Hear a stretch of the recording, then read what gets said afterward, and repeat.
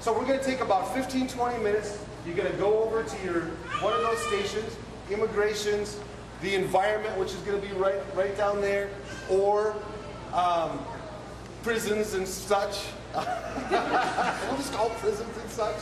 And then we'll have a short time for a presentation and some discussion. You'll get to know each other, as Tristan talked about, and then we'll come back here for ice cream and wrap up and move it on down the line. A lot, okay? Mostly in Mexico, China, and India, and where these manufacturing plants are being located, and they're called special economic zones.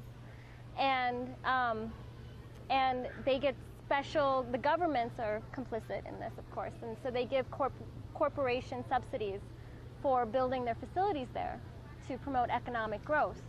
But largely, a lot of times the land where these are located are taken from indigenous areas, and there's a lot of conflict going on the locations of these economic zones. And a lot of the people that work in the facilities, there's a gender component.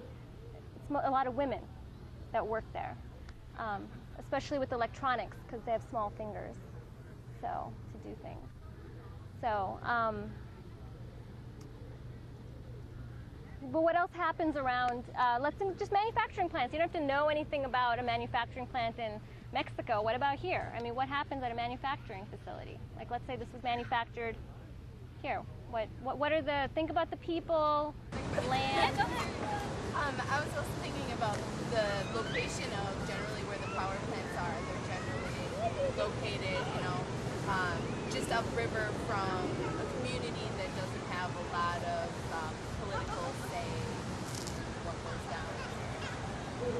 That's just makes mine too. No, absolutely. Most refineries, most manufacturing plants are located in low-income communities and communities of color. And actually race trumps class when it comes to a lot of toxic pollutant manufacturing facilities. So studies have shown that race is a more determining factor than class in the siting of facilities. But the most important factor is our clients see us advocating on these issues, and that has changed the relationship to how they feel about the staff and how they feel about the work we're doing, because especially in prison, I mean, one of the most common things I hear is, well, it's a money-making industry. And whether or not you believe that, that is the perception that's the perception of the people you're serving have.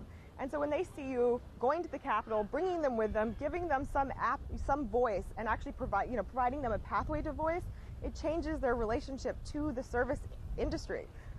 And it should be one that's mutual. Have you identified the reason why in Minnesota the disparity is so great versus other social environments?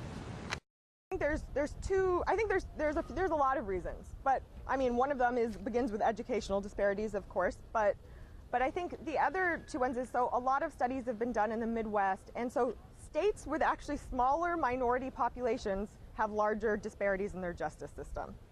And I don't know actually the reason why that is. I can hypothesize, but one of it is, I don't know if people know this, there's only 230,000 black people in Minnesota.